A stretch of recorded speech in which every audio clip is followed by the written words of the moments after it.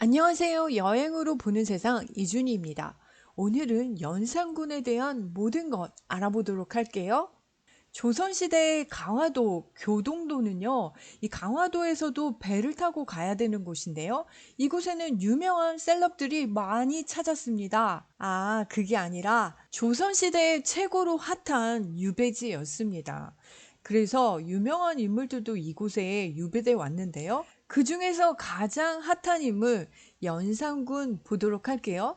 여러분 영화나 사극 이런 데서 연산군에 대한 이야기를 많이 들었을 텐데요. 오늘 제대로 공부하고 갈게요. 연산군은 조선의 10대 왕이었는데요. 이복 동생인 진성대군, 중종이죠. 중종에 의해서 폐위되고 이곳 강화도 교동도로 유배를 왔는데요. 유배 온 지 2달 만에 역질로 사망합니다. 이 역질은 천연두를 이야기하는데요. 연산군은 폭군으로 평생 흥청망청 놀다가 이곳에서 위리안치 되어서 꼼짝 못하고 갇혀 있다 보니까 스트레스를 받아서 돌아가신 게 아닌가 이런 생각을 합니다. 연산군 하면 조선시대 최고의 폭군으로 알려져 있는데요. 진짜 연산군이 폭군 맞아요? 아, 그거 지금부터 알아볼게요. 연산군의 아버지가 바로 성종이고요. 어머니는 패비 윤씨입니다. 어머니는 후궁이었다가 비로 책봉되는데요. 이 성종의 원래 첫째 부인이 있었는데 19살에 자녀도 없이 사망하게 됩니다. 그래서 이 윤씨가 중전으로 올라가게 되는데 그때 이미 연산군을 임신하고 있었어요. 그래서 왕비가 되고 4개월 후에 연산군을 낳습니다. 그러면 이제 왕비가 됐고 아들도 낳았으니까 최고의 자리에 있었는데요. 어떻게 패비가 되고 사약을 먹게 되죠? 아들까지 있는데. 아마도 지금 생각하면 산후 우울증이 아니었나 이렇게 의심이 되는데요. 이 연산군을 낳고 나서 이 시기 질투가 심해지고요. 성종한테도 공손하지 못했다고 합니다. 특히 대비와 후궁들과 이 갈등이 심해서 관계가 좋지 못했다고 합니다. 윤 씨의 죄명은요, 윤 씨가 이 비상, 독약이죠. 이 독약을 숨겨두었다. 또 인형을 만들어서 저주했다. 이런 말들이 많이 나오고요. 폐비시켜야 된다라고 1차 논의가 있었는데 신하들이 반대하죠. 이 세자를 낳은 왕비입니다. 어떻게 이런 증거만 가지고 폐비를 시킵니까? 이게 나중에 큰일 나죠. 1차 폐비 논의는 신하들이 반대해서 별궁에서 근신하는 걸로 끝이 납니다. 게다가 윤 씨는 이번에 둘째 아들을 낳습니다. 성종과의 사이는 좋았던 것 같습니다. 그런데 다투다가 지금 사진에서 보시는 것처럼 성종의 얼굴에 손톱 자국을 냅니다. 이 사건은 조선에서 굉장히 큰일이거든요. 에이, 부부싸움 하다가 이렇게 상처도 날 수 있지 뭘 그래요. 용안에 상처를 낸 것이라서 쉽게 넘어갈 수가 없고요. 게다가 성종의 어머니 인수대비가 완전 극대노하죠. 결국에는 이 사건으로 해서 패서인이 됩니다.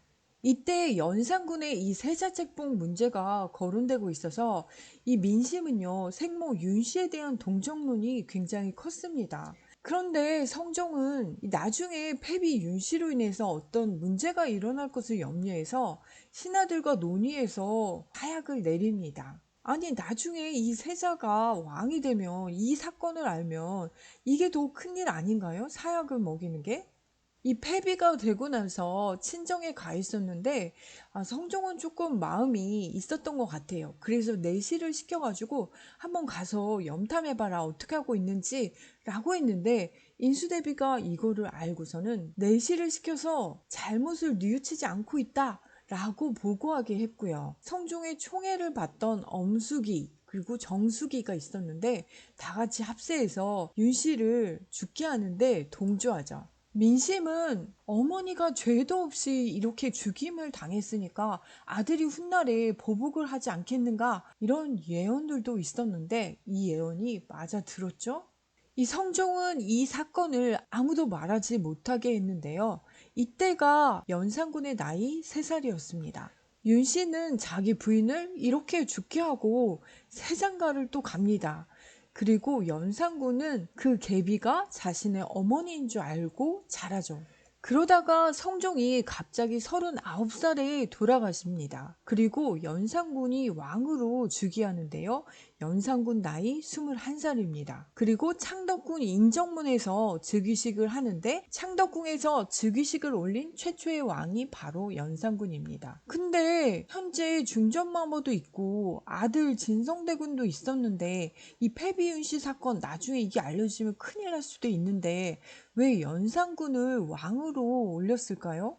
연산군은 어렸을 때부터 그렇게 특출나게 똑똑하진 않았지만 원만한 인간관계를 했던 것 같습니다. 연산군이 왕이 되는데 반대했던 신하는 없었습니다. 당시에는 이 비밀이 정말 숨겨질 거라고 다 확신했던 것 같습니다. 그러면 연산군이 왕이 되고 일을 잘 했나요?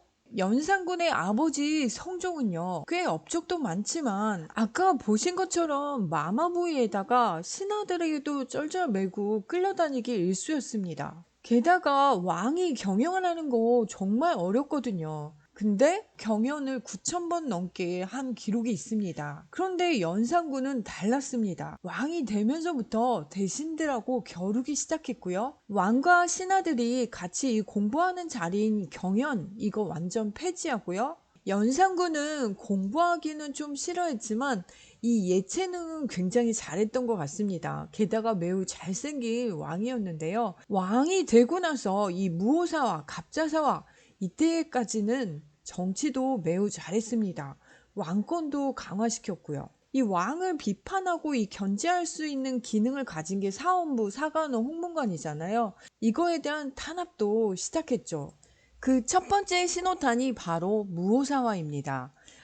아니 연산군이 선대 왕의 실록 작업하는데 사초를 보겠다고 한 사건인데요. 사초는 임금이 돌아가시고 나면 그동안의 온갖 기록들을 가지고 실록 작업을 하는데 이거를 살펴보겠다? 선대 왕들의 사초를 보겠다?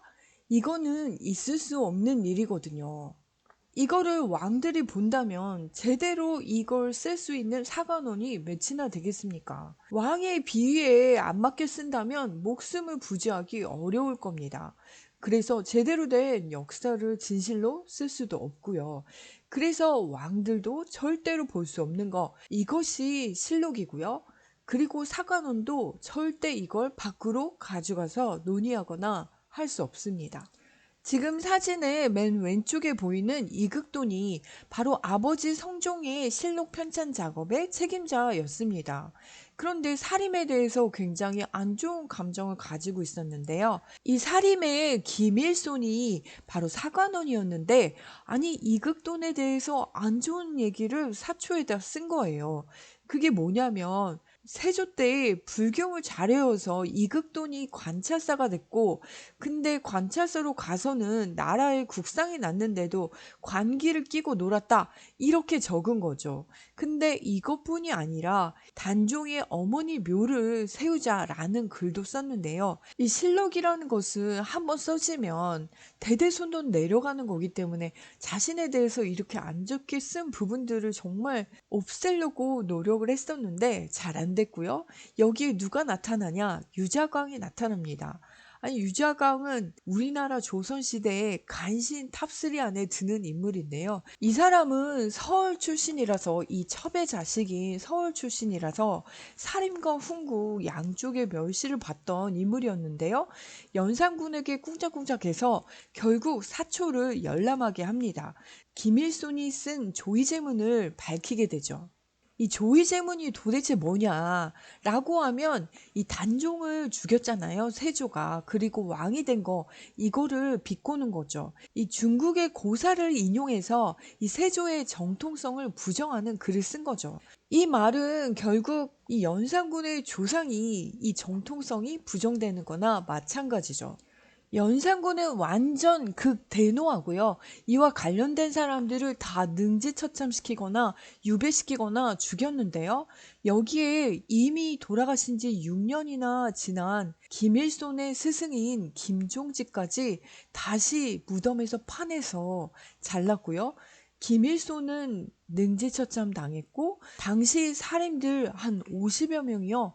유배가거나 사형받았던 사건이 바로 무오사화입니다.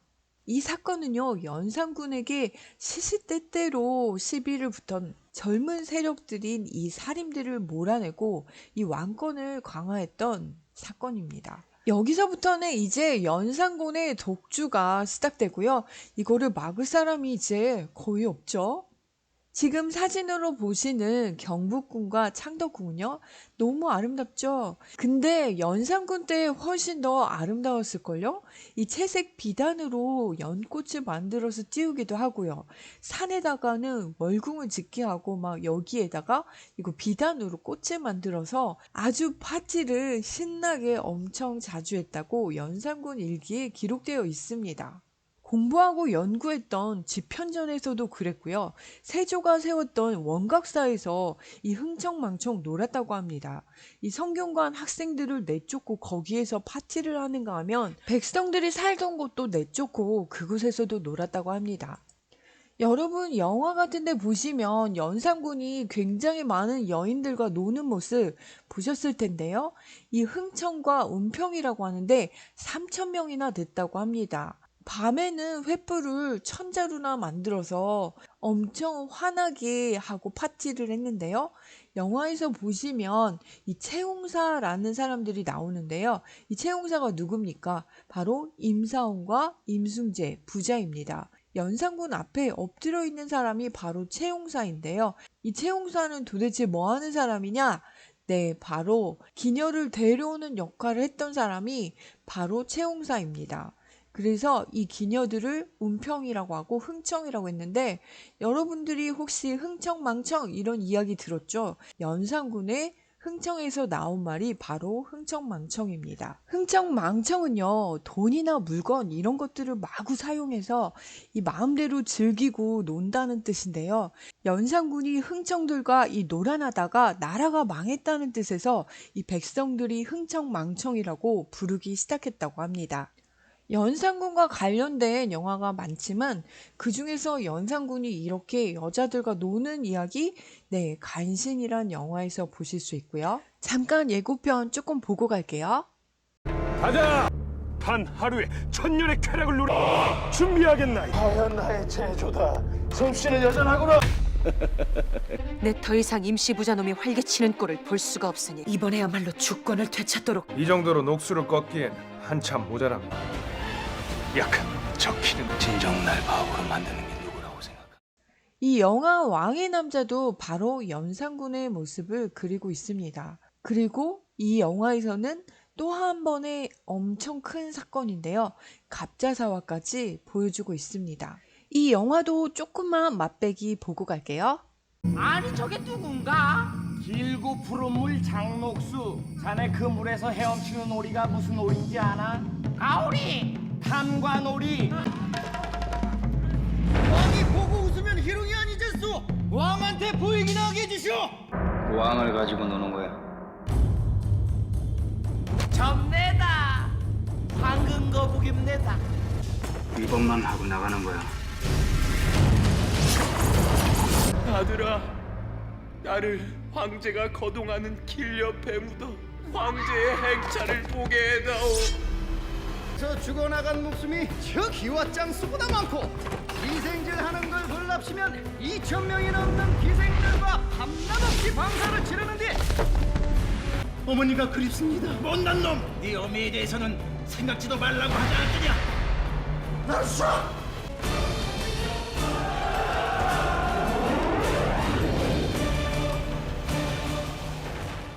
갑자사와 어떤 내용인가요? 또 한 번 피바람이 분다고 했는데 네, 바로 어머니 패비 윤 씨에 대한 이야기입니다.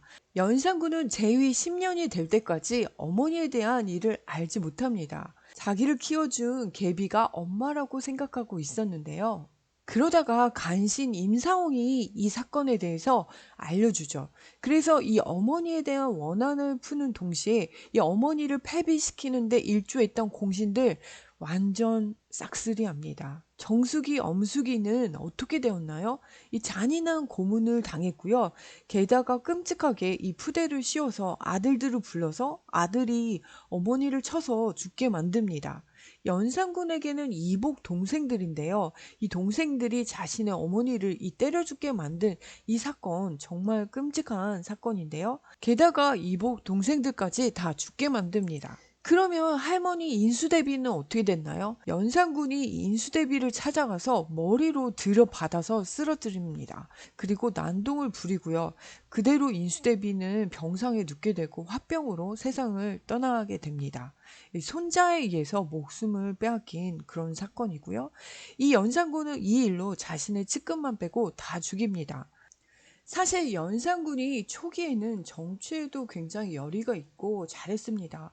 이 폭군이 되기 전까지는 이 국조보감 등 여러 서적도 완성했고요. 국방력을 키우는데도 주력했는데 어쨌든 역사는 승자의 기록이기 때문에 이후에 중종 반정이 일어나서 연산군은 강화도로 유배되고 그리고 거기에서 생을 마감합니다. 시간이 다 돼서 여기까지 할게요. 수고하셨습니다.